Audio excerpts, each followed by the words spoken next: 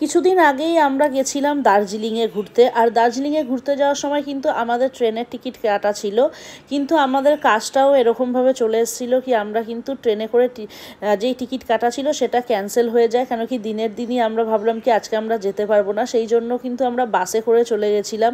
আর বাসে করে যাওয়ার সময়টা কিন্তু খুবই সুন্দর ছিল। আর এই জীবনে প্রথমবার আমাদের বাসে করে আমরা ট্রাভেল করলাম। আর দেখো শিয়ালদা স্টেশনের ওখান দিয়ে যখন যাচ্ছিল, শিয়ালদা স্টেশনটা কিন্তু এতটাই লাইটে ভরা, খুব সুন্দর লাগছিল। আর আমি এই প্রথমবার এই শিয়ালদা স্টেশনের, মানে আগেও শিয়ালদা স্টেশনে একবার গেছিলাম, কিন্তু স্টেশনের বাইরে দিয়ে এই প্রথমবার গেছিলাম। আর বাসে আমরা একদম উপরের সিটে ছিলাম, সেই জন্য আমার খুব ভয়ও করছিল।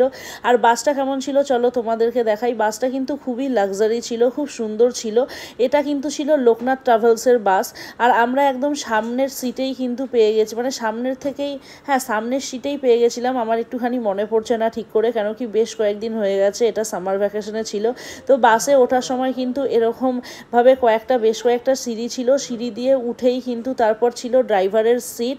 আর তারপর কিন্তু চলে গেছিলাম বাসে। আর একটা সিটের, মানে একটা কোচের